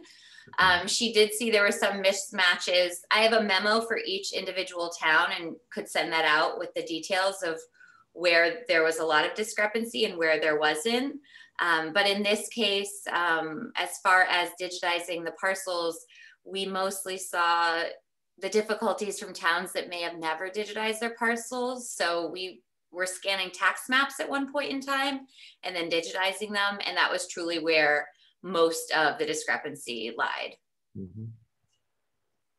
Great. So there's a lot to the resource, and I'm more than willing. I've been doing some zoning district mapping and various things. It's really just as the need arises. So always feel free to let me know and we could see what we can do. Okay, any other questions? Okay, thank you, Janelle. Under administrative items, we should probably have a motion to add 2 more items to that. We need to have a brief discussion on household hazardous waste and the vendor, and also a brief discussion on regional collaboration on recycling and economic development. So if I have a motion to add those 2 items, C and D, to this next one. So moved. That was Dan. Bob, second. Janelle, how are we doing all in favor? Just ayes all do it, or do we want to raise hands? Or I just raise your hand or say aye. That's fine. I'm used to working with this group, so okay, good, great. Are there any in opposition? We'll ask that question. Okay. So first up is approval of the minutes from the December 10th meeting. Yeah, I have a poll for that one. You do, okay. Yes. So we need a motion on that first, though. Sorry. Henry made the motion. The second. Second. Was that Dan? Whomever. Okay. Okay. Any discussion before you fill out the poll? And then is that motion to approve both the minutes and the financial statements, Henry? I think that was a yes. So I assume the second applies. Sorry for complicating things, Don. No problem.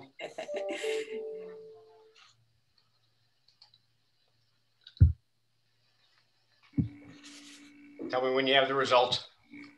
It looks like 13. There we go. Do we have, how many towns do we have on? There was a lot of jumping on and off. I'd have to do a quick recount. Doesn't matter. You got a quorum. Yeah, we do. Meeting started with a quorum. You're good. Yeah. All right. Next item then, I think, Curtis, you want to talk briefly about the Household Hazardous Waste Day? Yeah, now can you hear me? Yeah. We used Care Environmental, which gave us a favorable bid the last time. We didn't do Falls Village because of COVID, but we did Torrington. And they have been, Rick received a message, more than a message, a call, I believe, from the IRS saying there was a notice of a levy on that organization. They hadn't been paying their taxes. It's unfortunate because they were at quite a bit less in the bid for the hazardous waste, but we decided within the RAC committee to bring this to you all, that we should not proceed with them, and we have a right to terminate the contract. The IRS actually told Rick that we should just send all the money to the IRS, so I'm not even sure how CARES is surviving. But regardless, we think we should rebid this, and I'm not even sure about Falls Village, but is that about right, Don and Rick? I think so. Sounds right to me. Rick? Yeah, I think so. Thank you, Curtis. Again, sort of a surprise to receive a notice of levy from the IRS for this, but we did our due diligence, initially thinking, well, maybe this is a scam, but it was not. CARE hasn't been paying taxes, not just because of COVID, but for the past several years. So as Curtis indicated at the Recycling Advisory Committee meeting held a couple of days ago, there was unanimous vote to recommend to the COG that we terminate our contract with CARE and solicit a new request for proposal for 2 collection days in 2021 and 2 collection days in 2022. It's unfortunate, but yeah, they just, as the IRS guy that I spoke with said, well, no wonder they're a cheaper bidder. They're not paying their taxes. So this is the unfortunate situation we're in. But again, a recommendation from the RAC is for the COG to terminate our contract and pursue getting someone else. Rick, do we need a motion on that or just a consensus? A motion would be helpful. All right, does somebody want to make that motion? Henry made it. I'll second it. All right, any discussion on this? We get to see the law enforcement guys come and do their magic on the tax thing. By the way, the bidding the last time was, they were 43 per household. I believe they went, their bids were 80, 70, 78. So they were well under. Can't get one more year out of them. Hey, Rick, let's just be very diligent in what we put in the meeting minutes in case there are potential legal ramifications for cancellation of that without just cause. Yeah, thank you, Bob. We do have a termination provision in our contract with CARE, terminated our convenience with 45 days advance notice. So I think contractually we're in safe territory there. But I've had several discussions with the president of CARE over in recent months. And again, I will call him and let him know that this is coming so that it won't be a surprise to him. And I'll let your comment about being careful with this is appreciated. Thanks, Bob. No, did you set up a poll on this or? I did, yeah. Any other comments?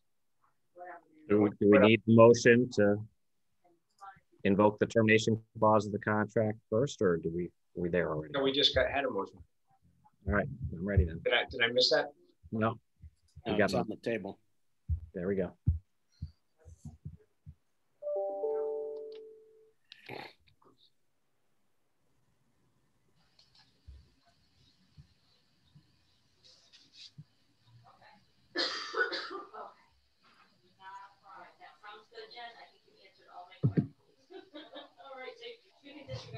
Okay, that was easy. Next item, very briefly, for those who were listening to the cost meeting or the CCSMM presentation this week on solid waste. There's a possibility that there will be a recommendation that the COGs come up with a recycling coordinator to work among all the towns.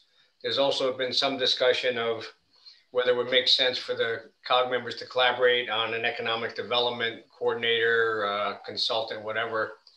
So when Rick and I talked, the thought was just to see whether people are interested in pursuing this, not approving it. We'd look for funding, obviously, if we're going to hire people, because we're not sure what the financial situation is going to be going forward. But we're just looking for a quick discussion on whether folks would be in favor of pursuing both of those positions, a regional recycling coordinator as the state rolls out new initiatives, and somebody to work among the towns on economic development initiatives or issues. So I just want to open it up to the floor to see what people think. And like I said, we don't need a motion, but a consensus to move forward would be helpful if that's the pleasure of the group. Don, a question just by way of clarity. So we have the RAC for our area that I think does a good job of looking at things and vetting proposals. And most of us have EDC. Can you talk just briefly about what is intended? Where would that individual come in the pecking order, if you will? Well, as far as the solid, if you look at the initiatives coming from CCSMM and what the legislature may or may not do, they're talking about a change to the bottle bill. They're talking about curbside separation of organics. They're talking about basically changing the way potentially we do solid waste disposal. They're talking about paper throw. But that individual, I think, would work with the individual towns, transfer stations, et cetera, to help them make a transition as things change. So the position is undefined right now. I'm not advocating that we do something without funding coming from the state as part of the deal. And I know the commissioner is trying to put some legislation forth in Hartford to implement all of those types of things. There's also the improved producer responsibility for things like tires and propane cylinders, et cetera. So the position is not clear, Bob, but it's something I think the commissioner is going to try to put forward or get people to be more involved in upgrading the way we dispose of trash or changing the way we dispose of trash. I would just say we need to be cautious that we don't create, excuse me, extra layers that are unnecessary. I agree with you. Yeah.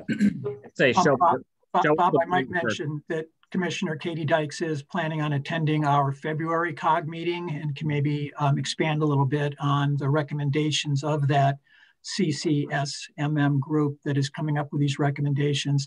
I might also mention that back in the early 1990s, the Litchfield Hills Council of Elected Officials with state funding did hire a regional recycling coordinator that was helpful with regard to education programs in schools, helping towns with developing their recycling programs, assisted with a backyard compost or truckload sale.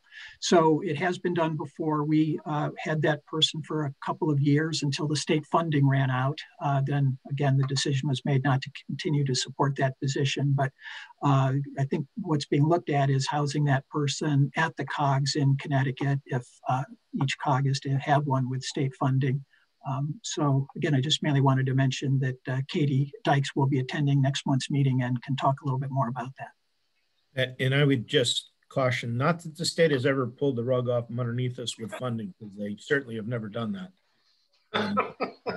The context is, everybody, and whether or not we do this now, the picture for solid waste in Connecticut is not rosy.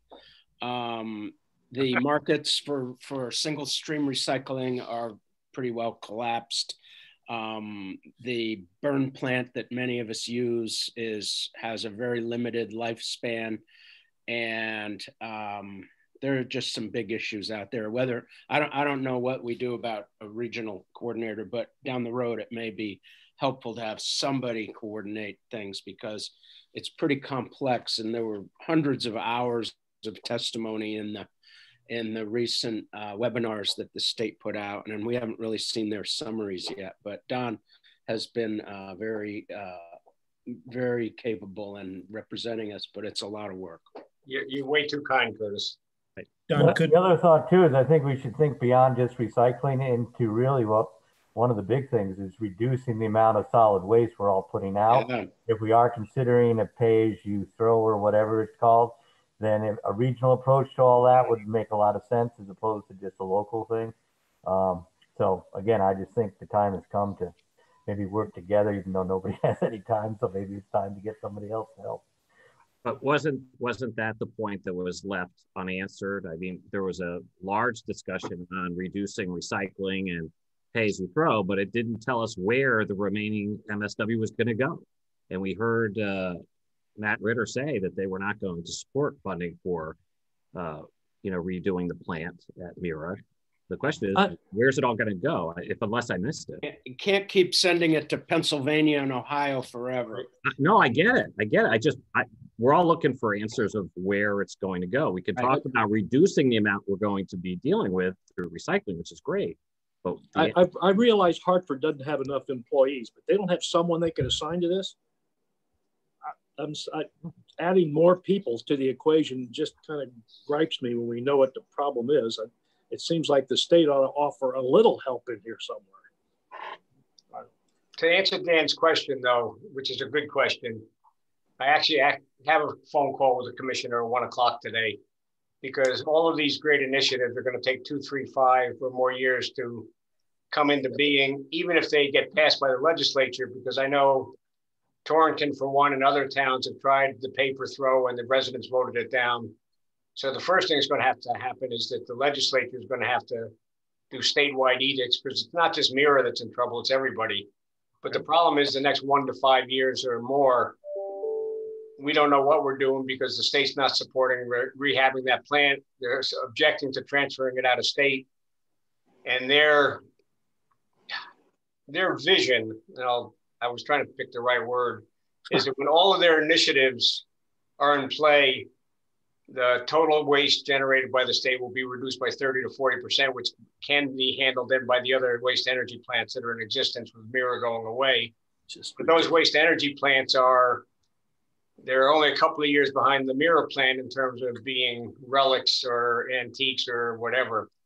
So my conversation today with the commissioner on behalf of Mira is, what do you think how can we handle this for the next 5 years while all of your good initiatives get put into play? And then what do we do if they don't bear as much fruit as you're projecting? So you asked the right question, Dan, but there's no right answer as yet. Right. And I'm totally in line with trying to get the organics out. And, that's the constant battle. The backyard recyclers out. You find those running in cycles where people get hot on the thing and they're doing it. And then it goes by the wayside, and through weather and time, the units kind of, get beat up, and I think that's something that maybe RRDD, our, Winston, Barkhamston, New Hartford solution for transfer could maybe get behind, or we could do it locally. But, we need some kind of answer of where this is all going.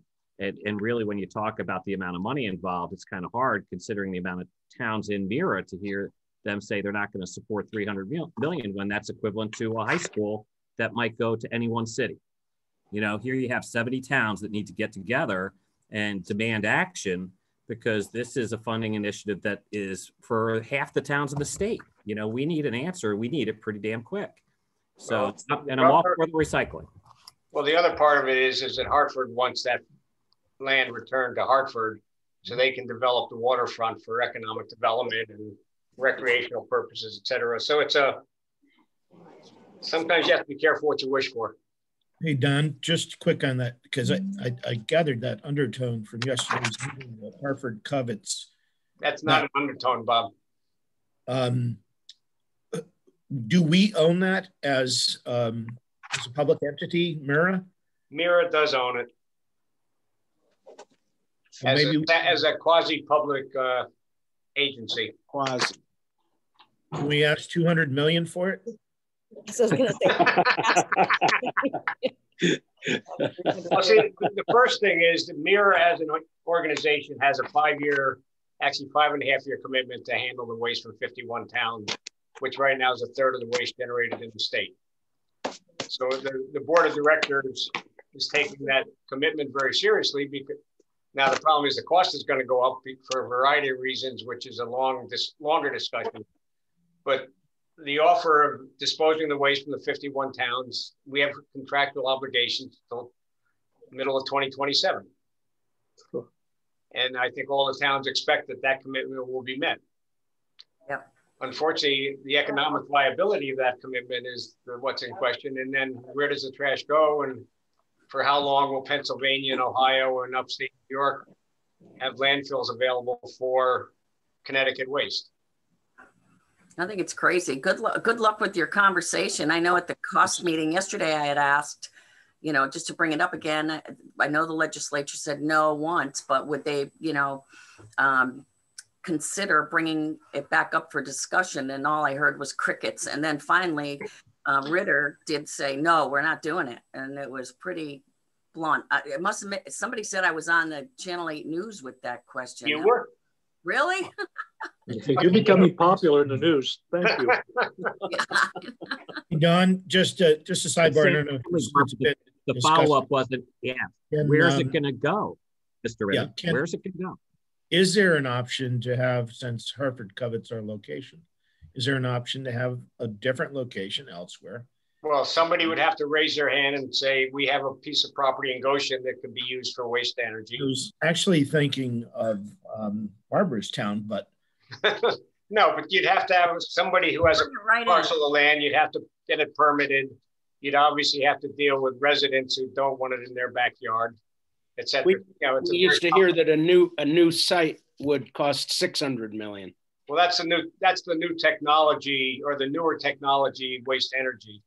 That's right. $600 million. The refurbishment of the plant, keeping the same technology, was the $300 million. Right. Well, and I say we ask more money, and you know, Hartford doesn't pay their debts anyway. Right.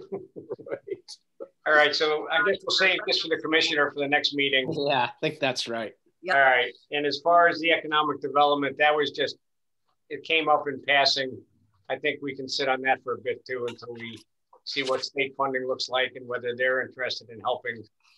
Because again, we don't know what's going to happen in this legislative session as far as funding for the COGs. They keep saying the COGs going to pick up more responsibility, more chores, more tasks, more people. But unless they fund them, I don't think we have a lot of extra money. Do we, Rick?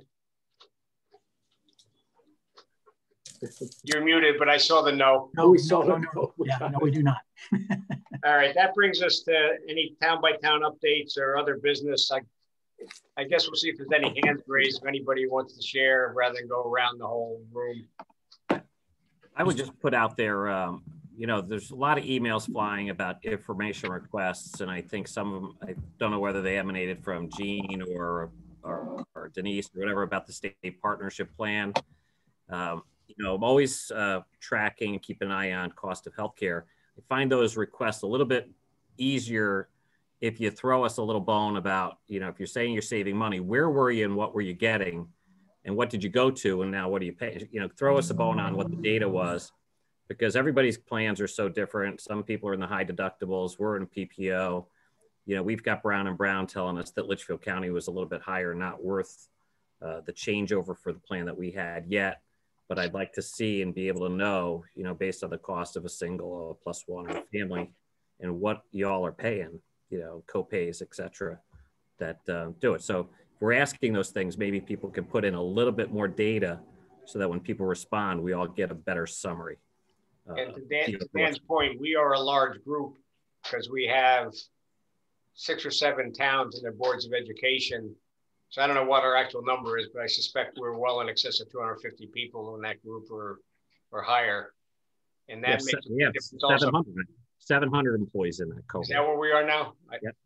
But so when you look at a standalone town, the cost of insurance is very different than when you become a large group by collaborating in a region.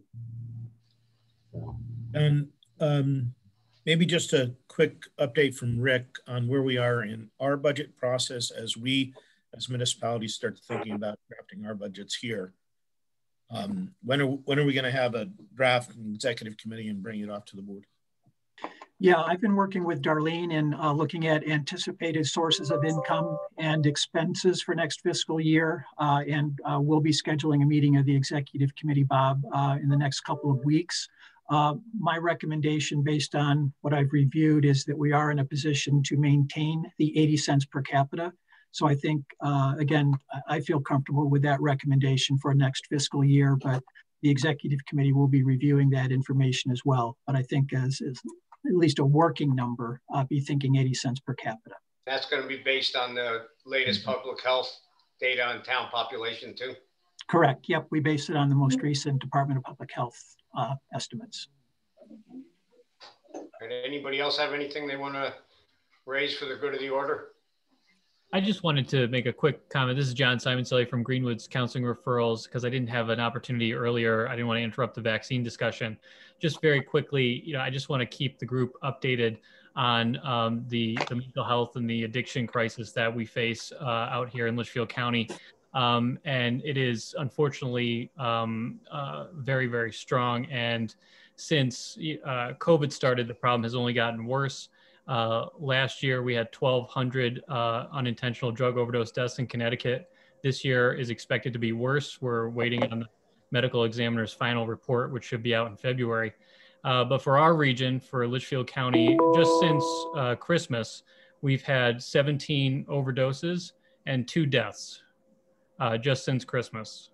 So the COVID pandemic is exacerbating all of the problems that were already in existence before the pandemic. So I just think it's important that this group and all the elected officials understand that that's happening throughout our county. John, if I could ask you a question now that you raised the issue. We got a request as a town, and I assume the other towns did, from an organization called HV CASA Western Connecticut Coalition, asking for funding, and we've never heard from them before. Do you know who they are, or what they do? Are they duplicative to your services, or are they totally different? Don, could you say that name again? HVCASA, the Western Connecticut Coalition, Housatonic Valley Coalition Against Substance Abuse. Yes, so that is a, they requested funding from all of you? They did for me anyway, from the town of Barkhamsted.